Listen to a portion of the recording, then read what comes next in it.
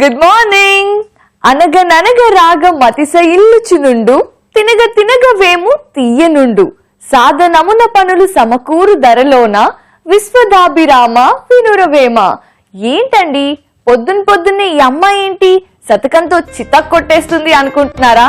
అదేం లేదండి, nothing is impossible అని చెప్పడానికి నాకు ఇంతకంటే బెస్ట్ ఎగ్జాంపుల్ దొరకలేదన్నమాట. అందుకే ఇది చెప్పాను. ఇంతకీ ఎందుకు చెప్పాను అనే కదా మీ డౌట్. చాలా మంది ఒకసారి ట్రై చేసి ఐటమ్ సరిగ్గా రాలేదనుకోండి, దాన్ని మళ్ళీ ఇంకా ట్రై చేయరు, దాని జోలికే వెళ్ళరు. అలాంటి వాళ్ళ కోసమే ఈ శతకం చెప్పానన్నమాట. ప్రాక్టీస్ చేయండి, ట్రై చేయండి. 2-3 సార్లు చేస్తే ఎలాంటి వంటకమైనా సరే చేయి తిరిగిపోవాల్సిందే. దానికి నేనే బెస్ట్ ఎగ్జాంపుల్. నేనేంటి బెస్ట్ ఎగ్జాంపుల్? రోజు చేస్తూనే ఉంది కదా ఈ అమ్మాయి, ఇదేంటి ఇలా అంటుంది అనుకుంటున్నారా? అంత లేదు నాకు కూడా. నాకు సరిగ్గా వంటలు వచ్చేవి కాదు తెలుసా.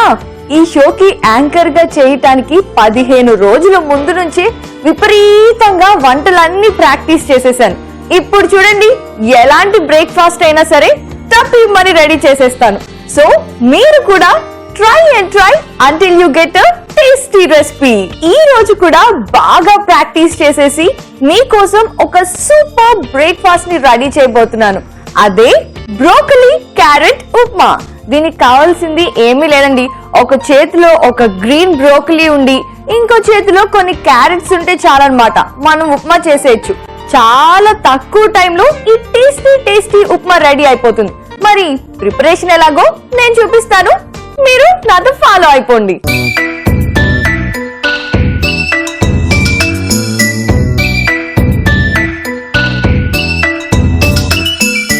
బ్రోకలీ క్యారెట్ ఉప్మా స్టార్ట్ చేసేద్దాం. మరి ఫస్ట్ అయితే మనం ఏం చేయాలి అంటే, యాజ్ యూజువల్ గానే స్టవ్ ఆన్ చేసేసుకొని పాన్ పెట్టేసుకోవాలి. ఓకే, తర్వాత ఉప్మా అంటే మనం నూనెతో కూడా చేసుకుంటాం, కానీ ఇంకా అడిషనల్ గా బాగా టేస్ట్ గా రావాలి అంటే మాత్రం గీని యూస్ చేసుకుంటే చాలా బాగుంటుంది అనమాట.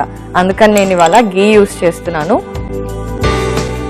యాక్చువల్ గా బ్రోకలీ అనేది జనరల్ గా మన సైడ్ తక్కువగా వాడేవాళ్ళు, ఇప్పుడు అందరూ వాడుతున్నారు. కాకపోతే సలాడ్స్ లో అలాంటి వాటిల్లో వాడేవాళ్ళు ఇప్పుడేమో వెజిటబుల్ కర్రీస్ లాగా అందులో కూడా వాడేసుకుంటున్నారు అనమాట. అందుకే నేను కూడా మొన్న బ్రోకలీ అసలు ఉప్మాలో వాడితే ఎలా ఉంటుంది అని చిన్న ఐడియా వచ్చి ఎక్స్పెరిమెంట్ చేద్దామని చేశానండి. చాలా చాలా టేస్టీగా వచ్చింది. అందుకే ఈరోజు ఇవాళ మీకు చూపించేస్తున్నా. సో ఆల్మోస్ట్ నెయ్యి కరిగిపోయింది కదా, ఇప్పుడు మనం గోధుమ రవ్వని వేయించుకుందాం. ఎప్పుడైనా సరే అంటే మనం ఉప్మా చేసుకునేటప్పుడు రవ్వను వేయించుకుంటే ఆ టేస్ట్ కొంచెం డిఫరెంట్ గా అంటే చాలా బాగుంటుంది. మరీ ఫ్రై లాగా వేయించుకోవాల్సిన అవసరం లేదు. చూడండి వేగిపోయింది కదా, ఇప్పుడు మనం స్టవ్ ఆఫ్ చేసేసుకుందాము. దీన్ని కాస్త పక్కన పెట్టుకొని నెక్స్ట్ ప్రిపరేషన్ లోకి వెళ్ళిపోదాం. ఇప్పుడు ఏం చేయాలి అంటే, ఇంకో ప్యాన్ పెట్టుకొని స్టవ్ ఆన్ చేసుకోవాలి. దానిలో ఇప్పుడు మనం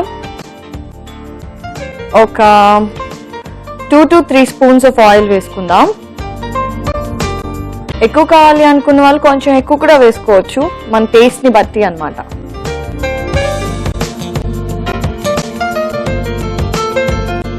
నెక్స్ట్ ఇప్పుడు మనం పచ్చిమిర్చి వేసుకుందాము. పచ్చిమిర్చి కట్ చేసి పెట్టుకున్నాను నేను ముందే ఆల్రెడీ. తర్వాత కొద్దిగా ఆనియన్, ఇది కూడా నేను ఆల్రెడీ కట్ చేసి పెట్టేసుకున్నాను. ఒకసారి కలుపుతాం. మనము ఉప్మాల్లో అంటే అన్ని వేసుకుంటూ ఉంటాం, కానీ జనరల్ గా బొంబాయి రవ్వ ఉప్మాలో అలాంటి వాటిలో ఈ ఆలు ఇవన్నీ వేసుకుంటూ ఉంటాం కదా. అలాగే కాకుండా గోధుమ రవ్వలో కూడా చాలా బాగుంటాయి ఏవి వేసుకున్నా సరే. ఇప్పుడు కరివేపాకు వేస్తున్నాను.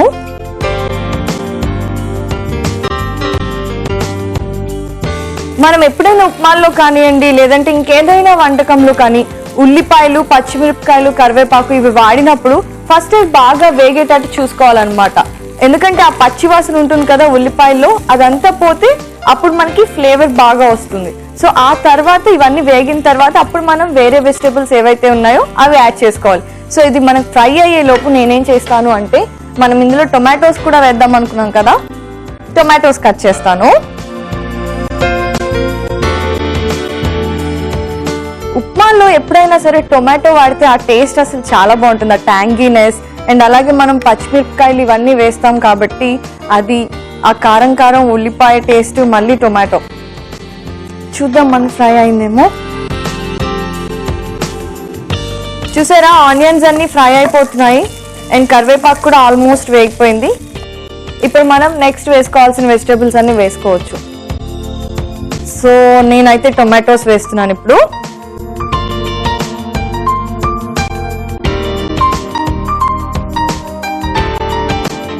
టొమాటోస్ వేసేసాను కదా, ఇప్పుడు నేను నెక్స్ట్ బ్రోకలీ వేస్తున్నా.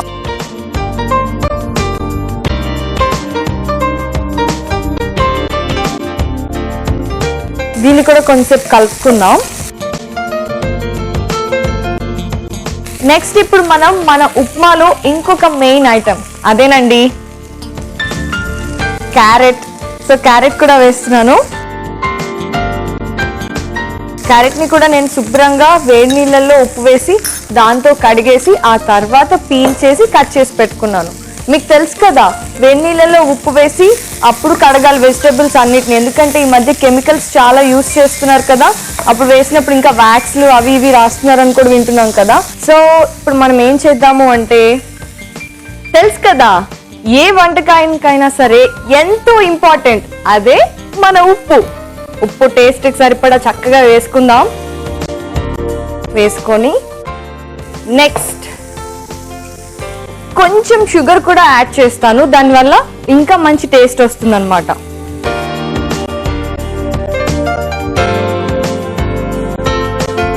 సో ఇవన్నీ కొద్దిగా వేగిన తర్వాత మనం ఏం చేద్దాము అంటే నెక్స్ట్ ప్రాసెస్లోకి వెళ్ళిపోదాం. అదే నీళ్ళు పోసి మగ్గించుకోవడం. ఇప్పుడు మనం నీళ్ళు పోద్దాం.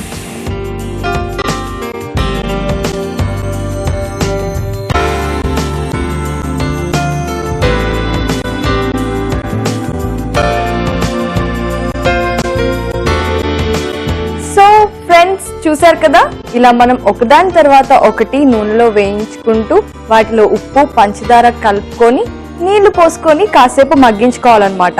చూస్తున్నారు కదా మన ముక్కలన్నీ మగ్గిపోయాయన్నమాట. టొమాటో ముక్కలు బ్రోకలీ అంతా కుక్ అయిపోయింది. సో నీళ్లు కూడా మరుగుతున్నాయి కాబట్టి ఇప్పుడు రవ్వ వేసేసుకోవచ్చు. జనరల్ గా అయితే మనం అంటే ఏ ఉప్మాకైనా సరే జనరల్ మెజర్మెంట్ మీకు కూడా తెలుసు కదండి. 1 కప్పు రవ్వకి 2 కప్పుల నీళ్లు పోసుకుంటాం.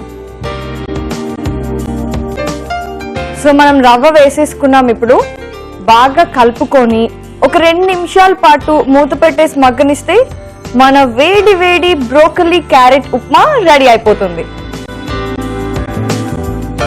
ఇప్పుడైతే నేను ఒక 2 నిమిషాల పాటు మన ఉప్మా మీద మూత పెట్టేసి ఉడకనిచ్చేద్దాం. అప్పుడు వేడి వేడి బ్రోకలీ క్యారెట్ ఉప్మా రెడీ అయిపోతుంది అనమాట. 2-3 మినిట్స్ అయిపోయిందండి. మరి ఇప్పుడు మన ఉప్మా ఉడికిందో లేదో చూద్దాం. వావ్, మీరు చూస్తున్నారా ఎంత బాగుందో, ఇది కలర్ఫుల్ గా ఉంది. ఎస్, ఉడికిపోయింది.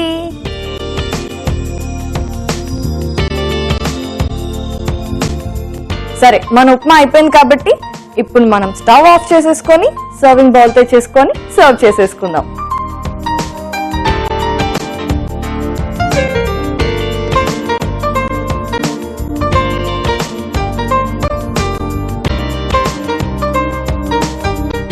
ఉప్మాలో బ్రోకలీ ఉంది, క్యారెట్ ఉంది. క్యారెట్ చాలా హెల్తీ అండ్ బ్రోకలీ కూడా హెల్తీ అండ్ 2 స్కిన్ కి కూడా చాలా మంచిది.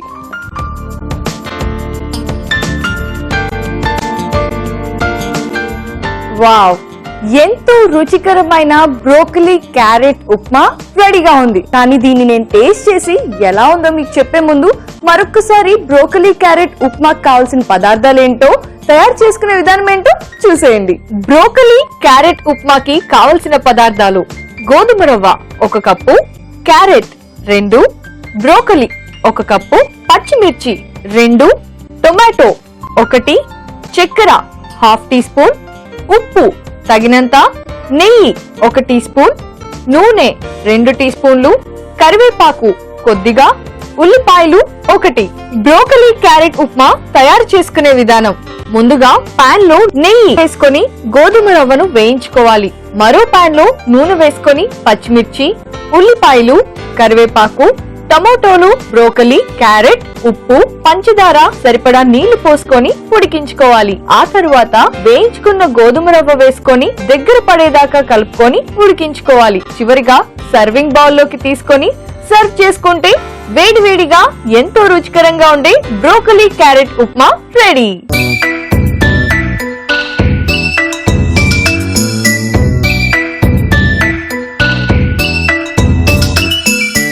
మరి బ్రోకలీ క్యారెట్ ఉప్మా ఇప్పుడు నేను టేస్ట్ చేసేస్తున్నాను. ఎస్, ఇందా నుంచి వెయిట్ చేస్తున్నాను ఎప్పుడెప్పుడా అని.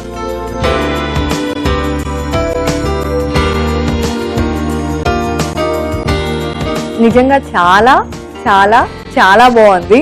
నా చేతితో చేసుకున్నాను కాబట్టి నాకు ఇంకా బాగా నచ్చుతుంది అనమాట. మీరు కూడా ఇది ట్రై చేయండి, సింపుల్ గా అయిపోతుంది, అలాగే సూపర్ గా కూడా ఉంటుంది అనమాట.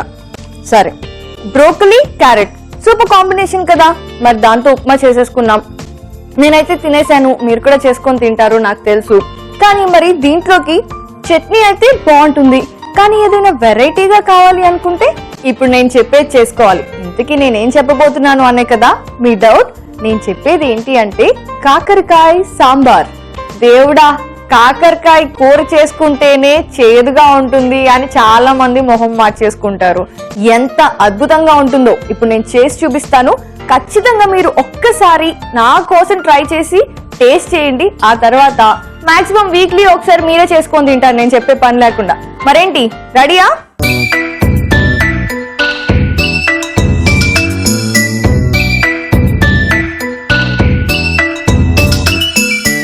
ఇప్పుడు మన కాకరకాయ సాంబార్ కావాల్సిన ప్రాసెస్ ఏంటో నేను చూపిస్తున్నాను. ఫస్ట్ అయితే పాన్ పెట్టుకున్నాం అండ్ స్టవ్ ఆన్ చేసుకుంటున్నాం. రైట్, ఇప్పుడు మనం ఒక స్పూన్ తీసుకొని ఇక్కడ నూనె వేసుకోవాలి.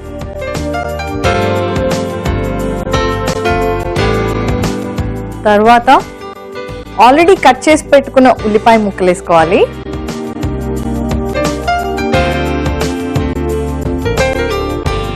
కొద్దిగా మెంతులు, కొద్దిగా వేసుకుంటే సరిపోతుంది. తర్వాత ఆల్రెడీ కట్ చేసి పెట్టుకున్నాం కదా పచ్చిమిరపకాయలు. ఇప్పుడు కొద్దిగా కరివేపాకు వేస్తున్నాను.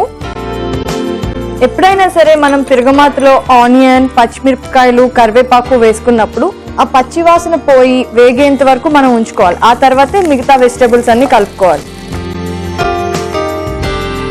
ఇవి వేగేటప్పుడు నూనె మన మీద పడకుండా జాగ్రత్తగా ఉండాలి. అంటే ఇప్పుడు చిన్నపిల్లలు కూడా 12 years 13 years నుంచి చక్కగా అందరూ కుకింగ్ అవి నేర్చుకుంటున్నారు కదా, అందుకనే చెప్తున్నాను. ఇవి వేగిన తర్వాత మనం ఏం వేయబోతున్నాము అంటే ఆల్రెడీ చింతపండు రసంలో నేను కొద్దిగా పసుపు, ఉప్పు కలిపాను. వాటిలో కట్ చేసుకొని పెట్టుకున్న కాకరకాయలు వేసి అరగంట సేపు నానబెట్టుకున్నాను అనమాట. ఇది ఎందుకు చేశాను అంటే ఈ చేదు అనేది ఉంటుంది కదండి కాకరకాయలో, అది పోవడానికి. లేదు ఇంతసేపు కష్టం అనుకుంటే మీరేం చేయొచ్చు అంటే శుభ్రంగా మజ్జిగ ఉంటుంది కదా, మజ్జిగలో ఉప్పు వేసి కాసేపు నానబెట్టుకోవచ్చు. లేదంటే మీకు తెలిసిన ఇంకేదైనా పద్ధతిలో కూడా చేసుకోవచ్చు. నేనైతే మాత్రం చింతపండు రసంలో ఉప్పు, పసుపు కలిపాను. ఆ తర్వాత కాకరకాయ ముక్కలు వేసి 1/2 an hour సేపు నానబెట్టాను అనమాట. సో మన ఆనియన్స్ ఆల్రెడీ రెడ్ కలర్ లోకి వెళ్ళిపోతున్నాయి. చూసారు కదా, బాగా ఫ్రై అయిపోయింది. ఇప్పుడు మనం కాకరకాయ ముక్కలు ఉన్నాయి కదా ఆల్రెడీ నానబెట్టుకున్నవి, వాటిని వేస్తున్నాను. అండ్ సాంబార్ కాబట్టి చింతపండులో నానబెట్టుకుంటేనే కరెక్ట్.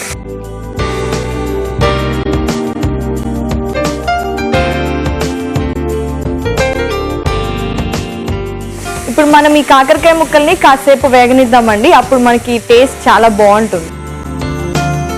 చూస్తున్నారు కదా మనకి కాకరకాయ వేగిపోయింది. ఇప్పుడు మనం ఏం చేద్దాము అంటే సాంబార్ చేసుకోవడానికి ఎప్పుడైనా సాంబార్లోకి పప్పు కావాలి కదా, నేను అందుకే ఆల్రెడీ ఉడికించి పెట్టేసుకున్నాను అనమాట. దాన్ని ఇప్పుడు వేస్తాను.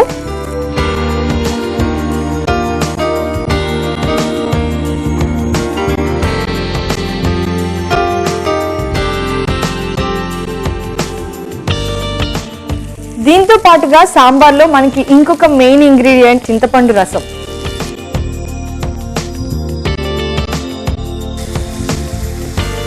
ఇప్పుడు మనం ఏం చేయాలి అంటే వాటర్ పోసుకోవాలి.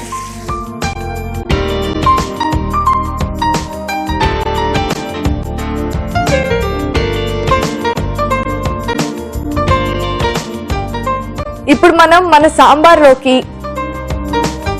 సాంబార్ పొడి వేస్తున్నాం అన్నమాట. ఇది వేసిన తర్వాత ఒక 2 నిమిషాల తర్వాత ఆ స్మెల్ ఉంటుంది చూడండి, చాలా బాగుంటుంది. అండ్ మనకి కారం కావాలి కదా, కొంచెం స్పైసీనెస్ కోసం కారం. అండ్ ఇప్పుడు పసుపు, మై ఫేవరెట్ ఐటమ్ ఉప్పు. ఇప్పుడు మనం ఏం చేద్దాము అంటే ఈ సాంబార్ మనకి ఒక 4-5 మినిట్స్ వరకు బాగా మరిగించుకోవాలన్నమాట. అందుకు మన వేడి వేడి సాంబార్, ఎంతో రుచికరంగా ఉండే సాంబార్ రెడీ అయిపోయినట్టే నాకు అనిపిస్తుంది. ఎందుకంటే మంచిది, ఒకసారి చెక్ చేస్తాను. వావ్, సో నేనైతే రెడీ అయిపోయిన మన సాంబార్ని సర్వింగ్ బౌల్లోకి తీసేసుకుంటాను.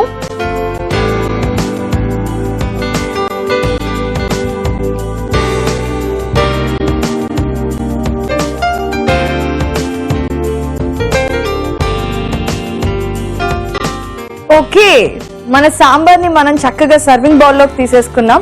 ఇప్పుడు ఇంకొక చిన్న పని ఉంది మన సాంబార్ ఫినిష్ అవడానికి. అదేంటి అంటే మీకు తెలుసు కదా, తిరుగుమాత వేసి పోపు పెట్టేయాలి. మరి రెడీయా? నేను ప్యాన్ తీసుకొస్తాను. ఇలా వేడి వేడి సాంబార్కి పైనుంచి అలా చక్కగా జీరా, కరివేపాకు అన్నీ వేసిన పోపు పోసి దాని మీద కొత్తిమీరతో గార్నిష్ చేస్తే చూడ్డానికి ఎంత బాగుంటుందో, టేస్ట్ కి డబుల్ బాగుంటుంది. ఒక 2 స్పూన్లు లేదా 3 స్పూన్లు ఆయిల్ వేసుకున్నాం. దాంట్లో జీరా,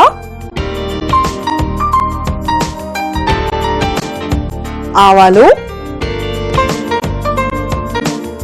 కొద్దిగా ఇంగు కూడా వేసుకుంటే ఏంటి అంటే దాని టేస్ట్ అనేది బాగా పెరుగుతుందండి. అందుకని కొద్దిగా ఇంగు వేస్తున్నాను నేను.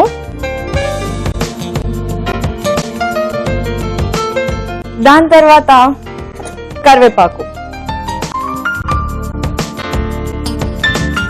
కరివేపాకు కూడా వేస్తాను.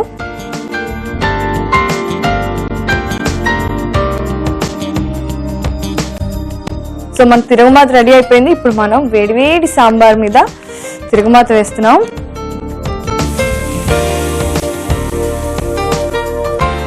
కొంచెం కలిపి,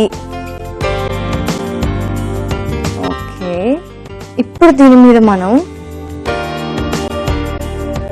గార్నిషింగ్ కి అలాగే టేస్ట్ కోసం, ఫ్లేవర్ కోసం కొత్తిమీరని యాడ్ చేస్తున్నాను.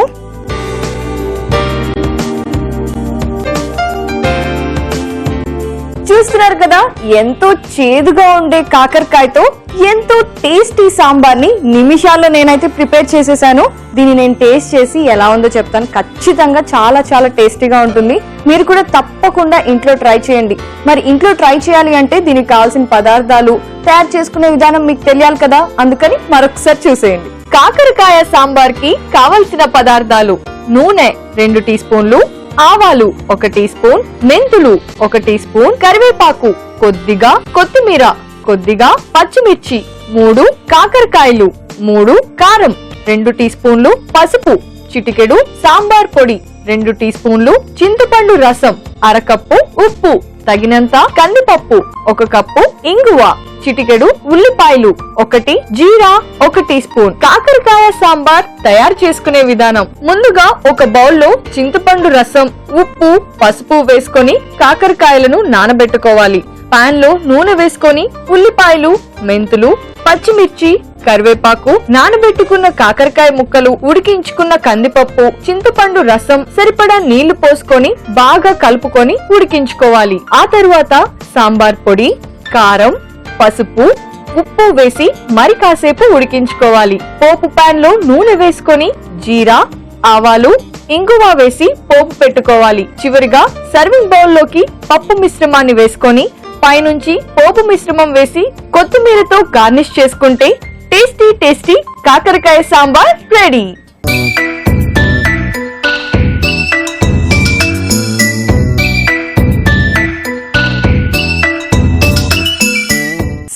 ఇప్పుడు మనం కాదు, నేనే టేస్ట్ చేస్తాను. కాకరకాయ సాంబార్.